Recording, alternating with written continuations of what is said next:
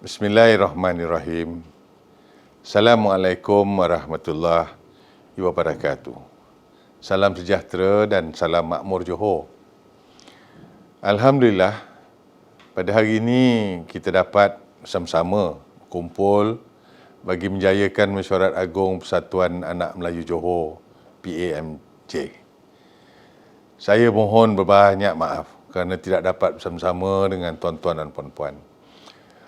I look forward meeting anak-anak Johor yang berada di perantauan.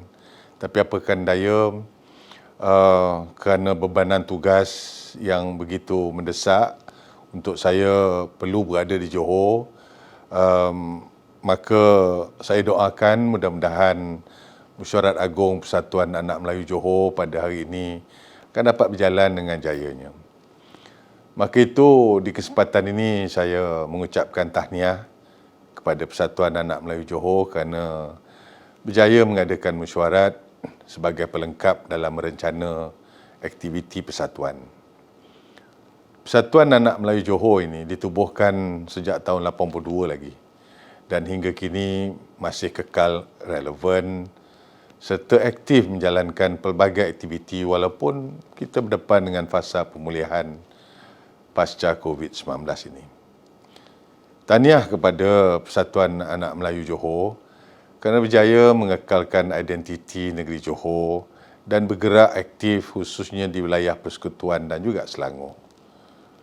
Pelbagai program saya difahamkan termasuklah aktiviti-aktiviti yang dijalankan oleh Persatuan seperti mesyuarat dan program yang melibatkan usaha-sama dengan pelbagai pihak sama ada swasta maupun kerajaan.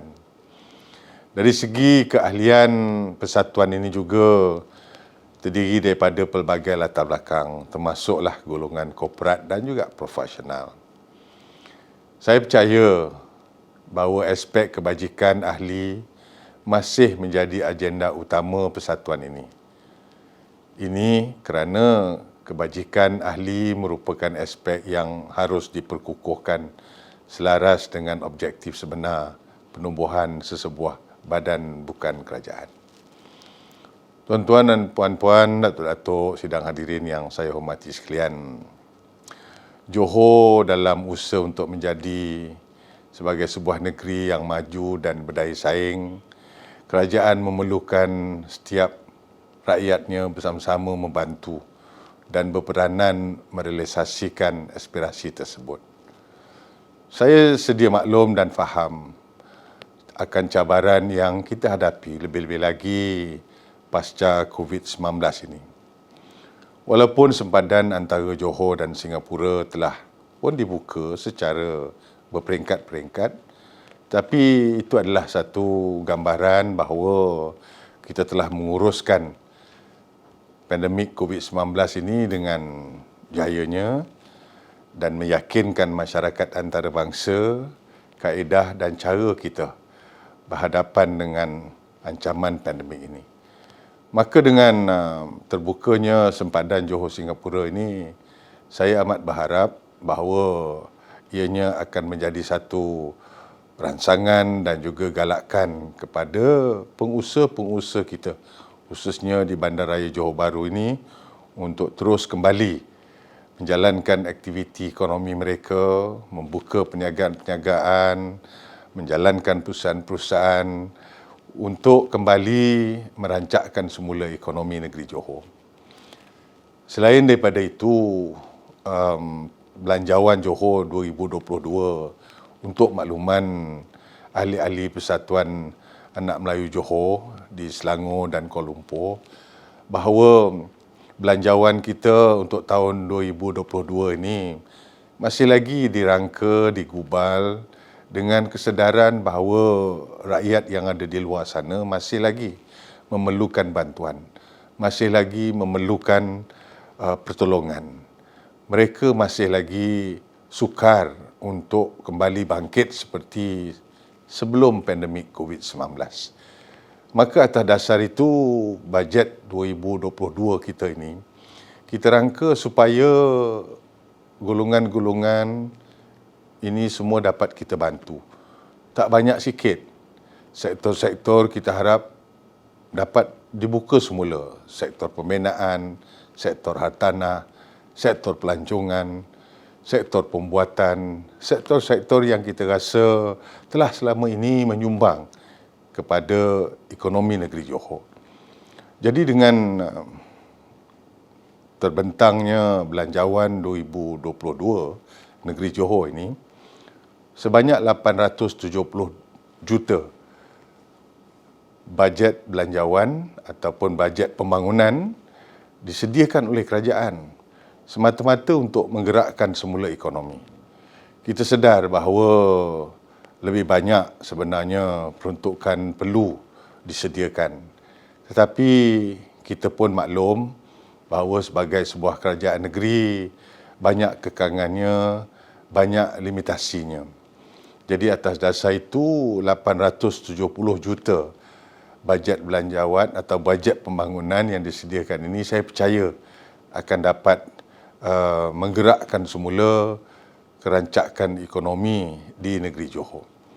Kerana selain daripada peruntukan daripada kerajaan negeri, pihak-pihak berkuasa tempatan seperti bandaraya, majlis perbandaran, majlis daerah juga turut menyediakan satu jumlah peruntukan pembangunan yang agak besar bagi tahun 2022. Sebanyak 590 juta akan dibelanjakan oleh pihak-pihak berkuasa tempatan ini dalam bentuk pelbagai projek-projek kecil besar, projek-projek kemudahan asas bagi membina dewan, bagi menyiapkan dewan-dewan yang perlu ditambah baik. Program dan projek-projek yang bakal dilaksanakan ini juga insya-Allah akan menyumbang kepada kerancakan semula pergerakan dan juga pertumbuhan ekonomi di negeri Johor. Jadi 590 juta dan 870 juta oleh kerajaan negeri, hampir 1.5 bilion akan berada di pasaran untuk menggerakkan semula ekonomi kita. Itu tentunya tidak termasuk program-program pembangunan daripada kerajaan persekutuan dan daripada GLC kerajaan negeri untuk terus bersama-sama dengan kerajaan negeri dalam kita merancakkan semula ekonomi negeri. Jadi saya harap bahawa Persatuan Anak Melayu Johor yang berada di perantauan ini tentunya dapat dan boleh malah berperanan untuk menjadikan Johor sebagai pilihan kepada pelbagai perancangan program-program yang boleh dibawa ke negeri Johor sama ada dalam bentuk pelaburan langsung maupun tidak langsung. Satu pendekatan yang amat diberi tumpuan oleh kerajaan ialah untuk menggalakkan kerjasama antara pihak kerajaan dan swasta dalam melaksanakan projek-projek mega yang boleh dilakukan di Johor. Saya bersyukur kerana masih lagi boleh bercakap tentang soal projek-projek yang berskala besar ini. Kerana apa? Kerana Johor yang unik dan juga strategik. Kedudukan kita berhampiran dengan negara jiran yang maju jauh daripada kita, tentunya menjadikan projek seperti RTS, Rail Transit System daripada Bukit Cagar ke Woodland, merupakan projek yang diteruskan, yang dilaksanakan oleh kerajaan persekutuan dan merupakan satu projek yang akan dapat memberi limpahan ekonomi kepada pelbagai sektor. Sama ada kontraktor tempatan, sama ada pembekal-pembekal, termasuklah sehingga kepada pakar-pakar dalam bidang industri rel ini boleh turut sama menjayakan projek RTS yang menelan belanja lebih 4 bilion itu. Jadi untuk itu tuan-tuan dan puan-puan, Johor perlulah terus menjadi negeri pilihan kepada pelabur-pelabur. Maka untuk itu saya akan memastikan supaya infrastruktur kita mampu menampung permintaan pembangunan. Bekalan air, bekalan elektrik, sistem telekomunikasi kita sedapat-dapatnya kita sediakan bagi memenuhi harapan dan juga permintaan pasaran. Saya yakin bahawa bila terbinanya sebuah projek infrastruktur pengangkutan seperti RTS ini, ianya juga akan menarik lebih banyak lagi program-program pengangkutan awam sampingan seperti bas rapid transit yang dibangunkan oleh IRDA. Ada juga pihak konsortium swasta yang berjumpa dengan kerajaan negeri untuk mengemukakan cadangan bagi membangunkan sistem LRT di Johor Bahru ini. Ini adalah berita-berita yang memberi harapan, memberi satu keyakinan terhadap usaha untuk memulihkan semula ekonomi negeri Johor ini.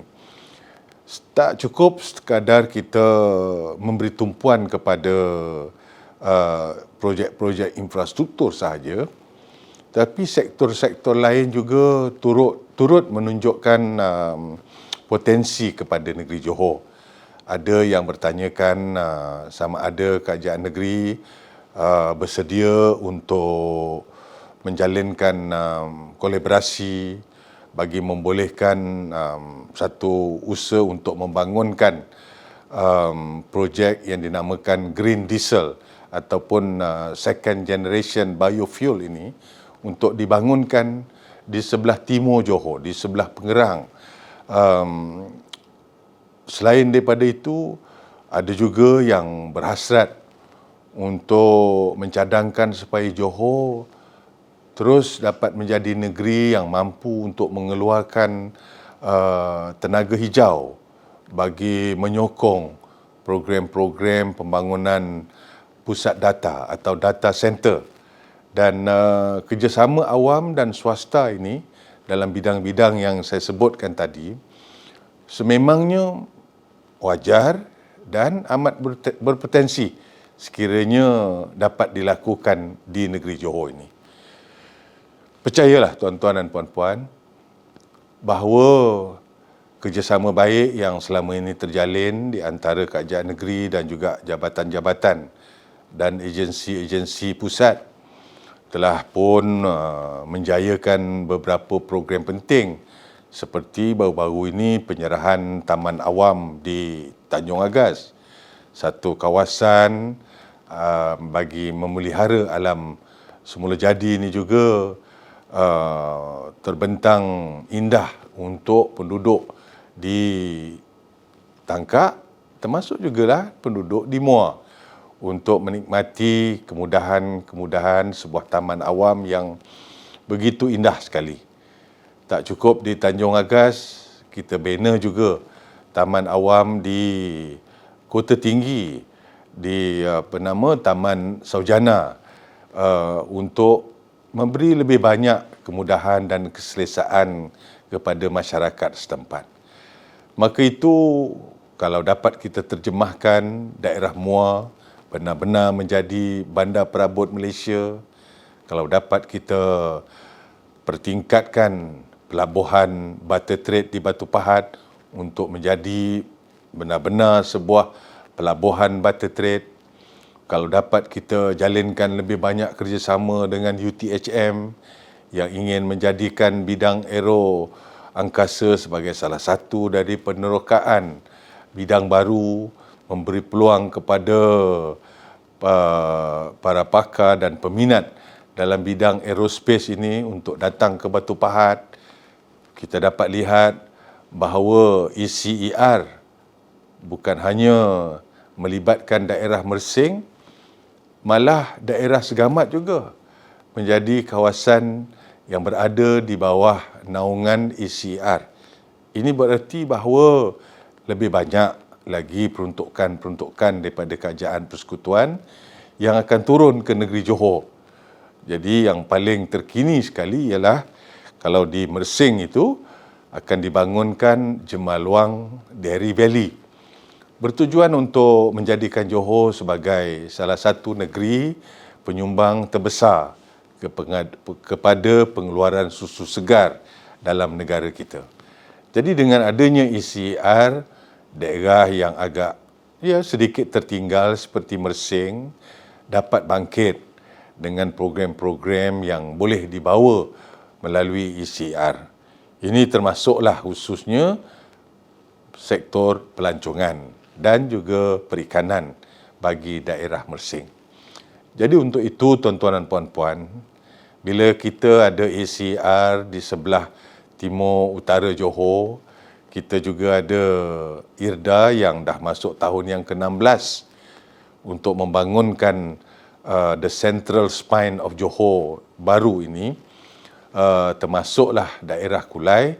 Kita juga ada Pagoh Special Economic Zone yang terus merancang untuk membangunkan sebelah utara Johor.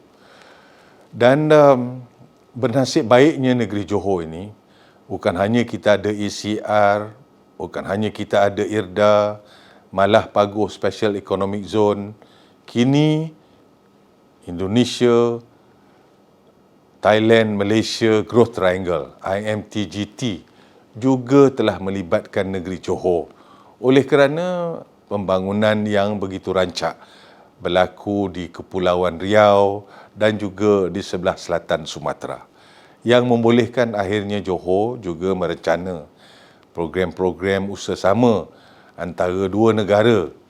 Mungkin apa juga kerjasama yang sudah terjalin antara Johor dengan pembangunan di Kepulauan Riau itu dapat kita perkukuhkan.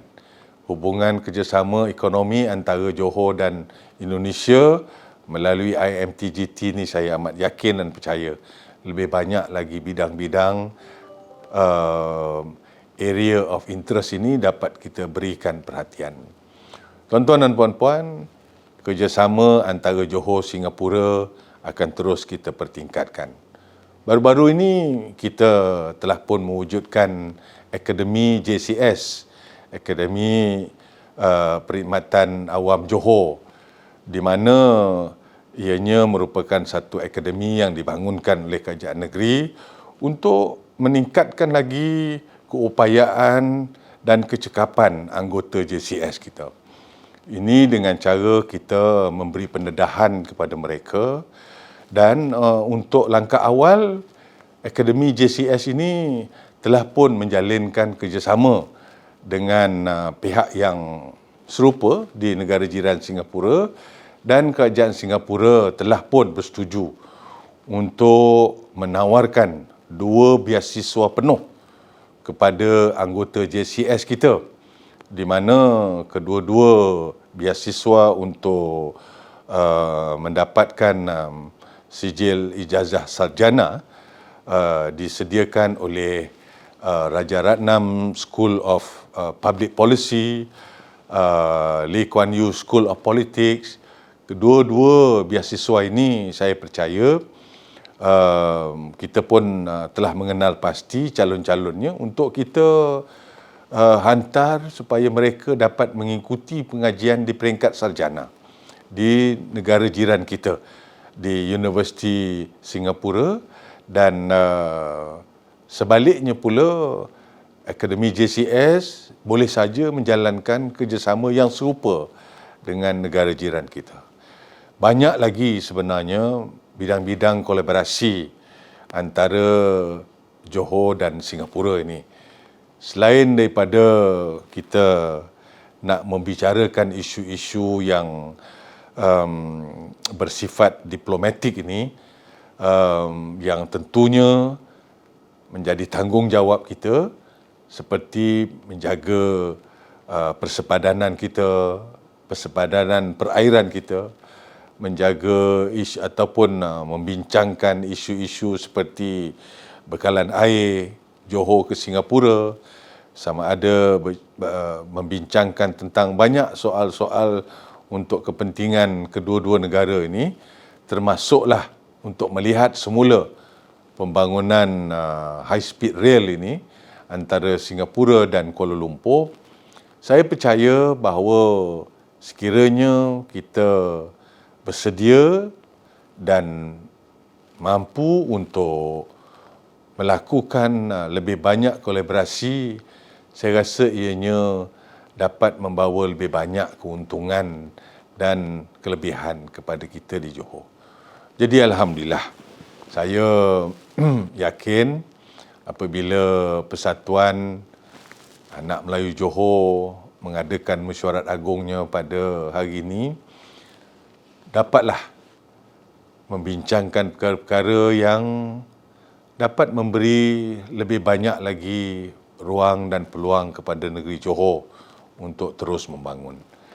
Jadi di atas kata-kata itu, saya sekali lagi mengucapkan berbanyak terima kasih kepada kepimpinan Persatuan Anak Melayu Johor yang telah sudi menjemput saya. Tapi apakan daya, mungkin kita ada jodoh di lain-lain kesempatan. InsyaAllah saya bersedia untuk memenuhi undangan dan jemputan daripada tuan-tuan dan puan-puan sekalian. Sekiranya ada sebarang perkara yang dibincangkan yang memerlukan perhatian oleh kerajaan negeri, saya bersedia untuk melihat cadangan-cadangan, pandangan-pandangan serta permohonan-permohonan daripada Persatuan Anak Melayu Johor dalam mesyuarat agungnya pada hari ini. InsyaAllah itu semua tentunya saya percaya adalah untuk kepentingan negeri kita, negeri Johor yang makmur ini. Jadi atas kata-kata itu, sekali lagi saya ucapkan setinggi-tinggi terima kasih. Selamat menjalankan mesyuarat agung Persatuan bagi tahun ini. Sekian, wabillahi taufiq wal hidayah. Wassalamualaikum warahmatullahi wabarakatuh.